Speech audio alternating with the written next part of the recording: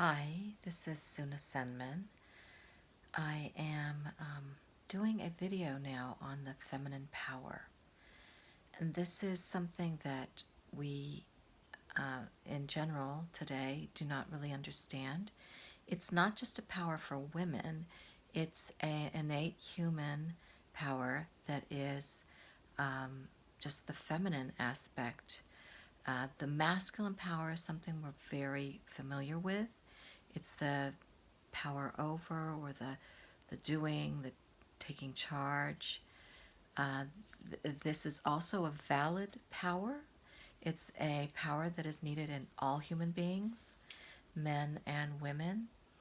But because we associate the word power or force more to this masculine aspect of what it is, I felt the need to share with you the feminine aspect. And as I do so, I actually feel the spirits of Mary Magdalene, the Marys, Anna, the grandmother of Jesus, Kwan Yin, all these goddesses that had amazing abilities, that were they were revered, in the early part of our history. It was later really discouraged that any kind of feminine power should exist or be accepted. And that was pretty early on in Christianity, around 500 AD. So it has been hidden from us, yet feminine power always exists. So I'm going to take it to the most basic, out of the human context, into nature, so that you may understand the concept of this feminine power. It is the making allowance for, making space for, so that something can come into existence. I'll take Jesus's analogy of sowing the seeds. Sowing the seeds on rock, there is resistance, and there's no acceptance for the seeds to be able to break through the rock and establish roots and grow. Therefore, those seeds die. But if you put the seeds on soil which has spaces, it's not a solid rock. There are small granules of minerals, rocks, composts, that will move aside and make space for the roots to place themselves into the soil and establish a plant and grow. So the feminine power is that of making space so that something may exist. What has happened in our society, in the way we've been trained, is we've been trained not to value that feminine power, the space that we allow for things to grow in.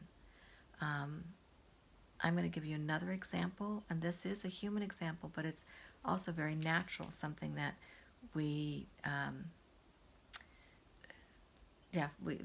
a woman experiences in her body when her body receives a seed into the egg, and then she allows this seed to grow within her womb.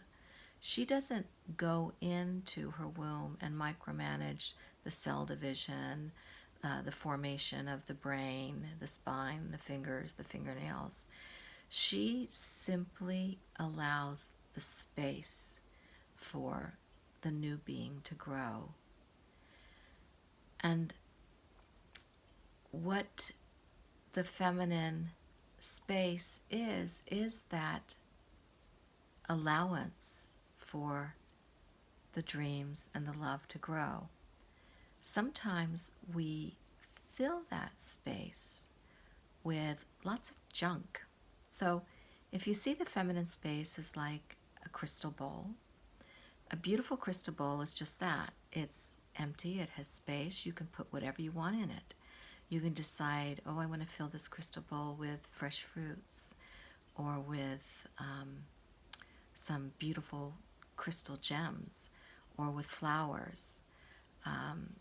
So the crystal bowl is just that. It's just the space.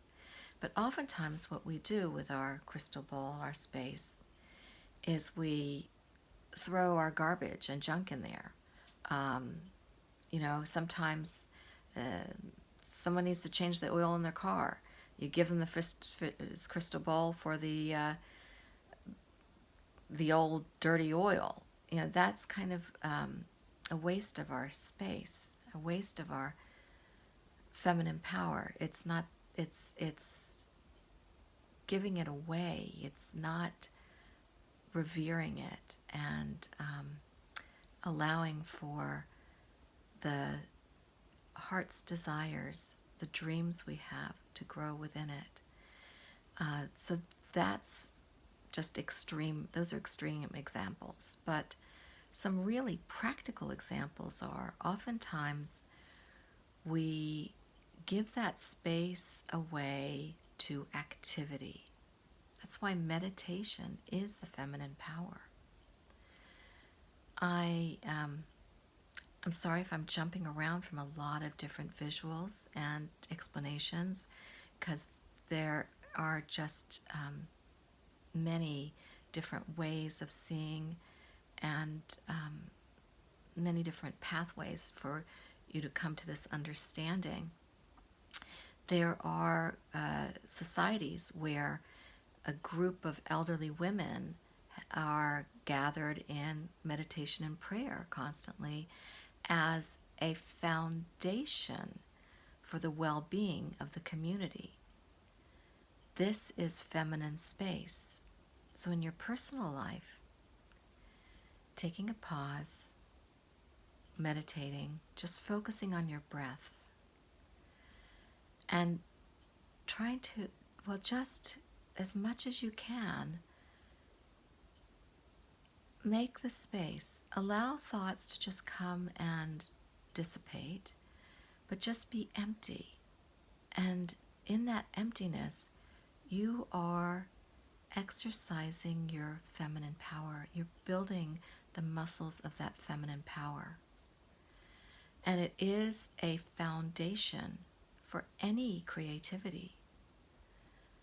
The space has to be available for you to have the inspiration, the feelings, the insights on what you want to build, and then the steps to build that.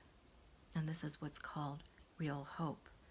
When you have a desire and you have the vision of the steps to take and the willingness to take it.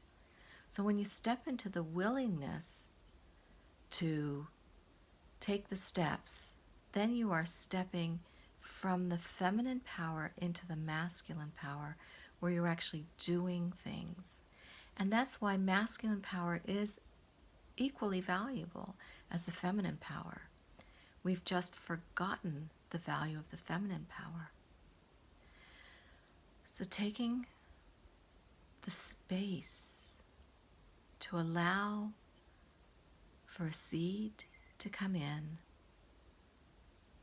allow for the roots to start to grow and establish themselves inside the womb of your creativity, in the soil of your creative capacity, creative potential.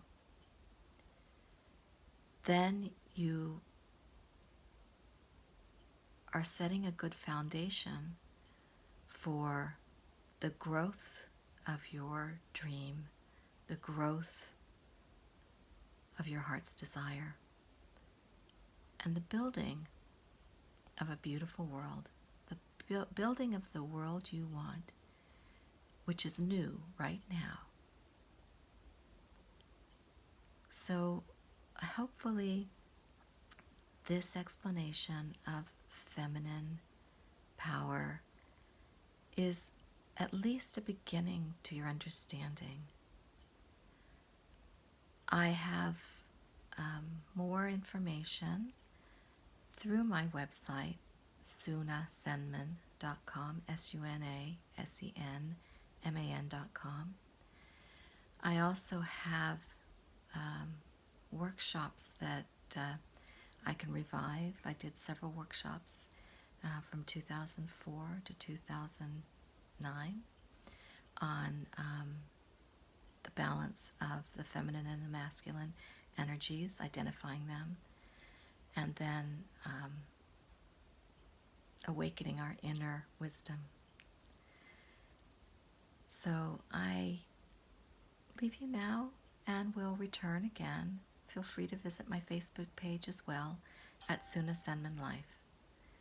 Enjoy today with blessings, blessings, blessings.